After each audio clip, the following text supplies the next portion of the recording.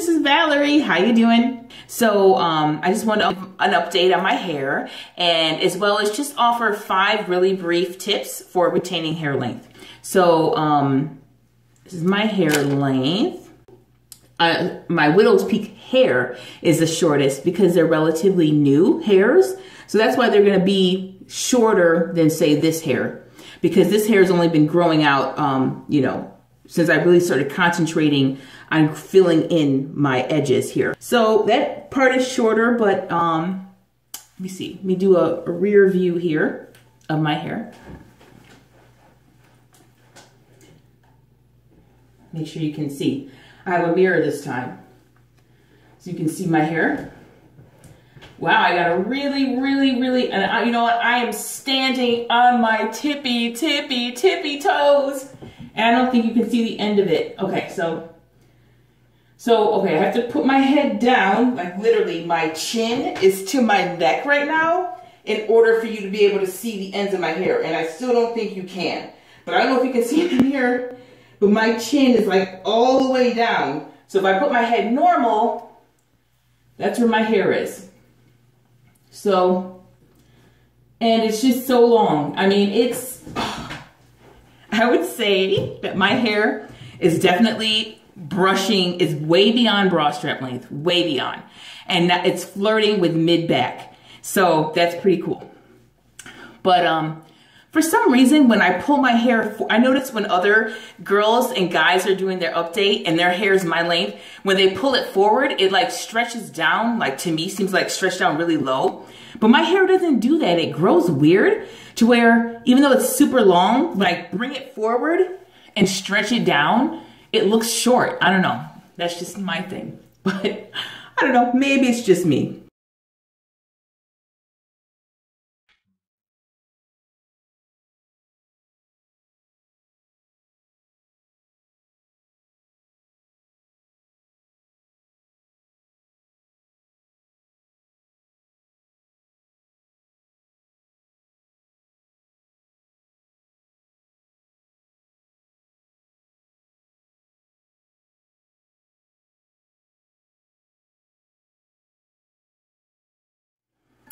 That's my hair.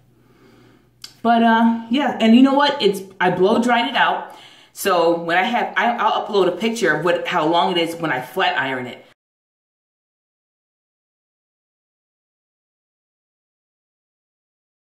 So this is just a blow dry, but I know if I come close here, you can see there's still a lot of texture throughout my hair. So this is not bone straight. So,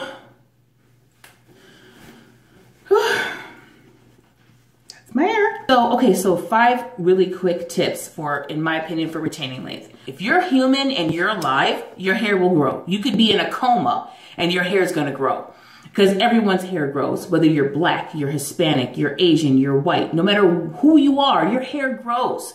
And so the average person grows about a ½ inch of hair a month. Average. Me, I'm below average. I'm like more like 1/4. You know, this is without any kind of growth enhancements at all. This is just, like I said, if you're in a coma and you're not on a healthy hair journey, then your hair is going to grow about average a ½ inch a month. So in a year, okay, so ½ inch, that's average. Some people grow over 1 inch a month, which is great.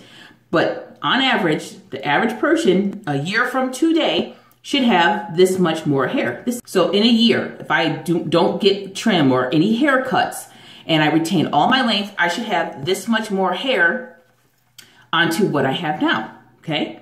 Let's say I'm below average without, you know, enhancements, and I only grow 3 inches a year. So still, that's a significant difference. I think all of us would say, I wouldn't mind my hair being that much longer in a year. So this is just being a human being, okay? Being alive. So if your hair you're not seeing progress, then it doesn't mean your hair's not growing. We need to stop telling ourselves that lie, because that's what it is. It's a lie. What it means is we're doing something wrong and we have to do an evaluation. What's going wrong that I'm not seeing this difference? What's going wrong? What processes am I doing that's preventing me from keeping my length? So here's the top 5 for me. Number 1, okay? Never, ever, ever, especially if you're natural. I'm going to say never, ever, ever. And what I mean by natural is like not straightened, but in its natural curly state, ever comb your hair dry. That's the one sure way to see lots of breakage. Because with that tight curl, and even now with my hair, I'm trying not to comb it too much because it's not bone straight and it still has some texture to it. But do not comb it unless it's wet. And I would even take it a step further and say wet with conditioners, okay? Rule number 2 that kind of piggybacks off of that. If you're going to comb your hair, and when you comb it, you should be combing it. The black person, in my opinion, this is all my opinion, should always start from the bottom, okay? And you should work your way up. Just because our curl pattern is so tight, even like I said, even with a relaxer or a texturizer or a Texlax or whatever, you know, our hair has to be treated different. And that way you can manage the tangles and manage breakage and shedding and all of those things. You can manage all of that. And it's just, the comb goes right through. When you start at the bottom, just like what I'm doing now, okay? And it just eases through. So that's number 2. When you're combing, and even in the shower, I would do it that way. When you've got the conditioner in there, start at the bottom and ease your way up.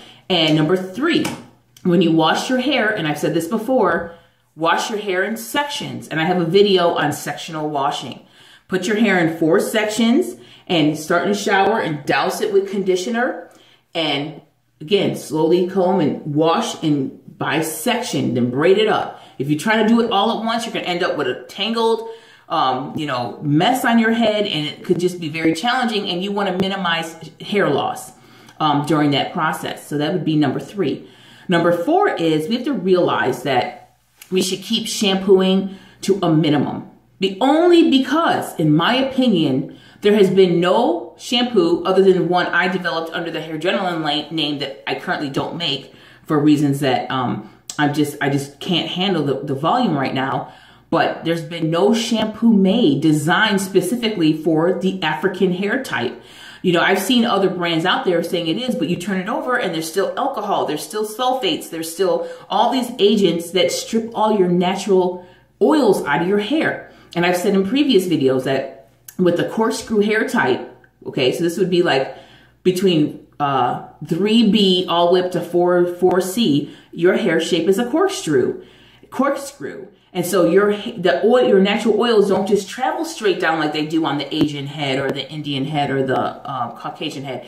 It takes a lot of work, 2 to 3 days, for that oil to make its way down that corkscrew and naturally coat your hair. So imagine, you know, your hair's been working hard for 3 days, and 3 days later you wash it out, or, you know, and you have to start all over. So please try to keep that shampooing to a minimum, because it's just, you know, going to help protect and help you retain length. And I would even go and say to only use shampoo, I would say once every month or 2 weeks if you can. The rest of the time, do a co-wash with a conditioner wash. And you can find videos about co-washing just doing a search on YouTube. So would be number 4 is remember that our hair is not the same geometry as the straight hair type. And so when we're shampooing and conditioning and all that, we have to remember how often be considerate of how often we do it and what products we're actually using.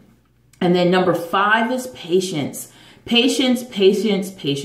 You know, a lot of times people put on video, oh, you know, 2 years natural, and they're sitting on their hair. Well, you don't always know the whole story. You know, maybe they were transitioning for 3 years. A lot of people don't really consider themselves natural until they cut off all the relaxed ends. They might have this much of natural hair and that much relaxer, and to them, they don't consider themselves natural.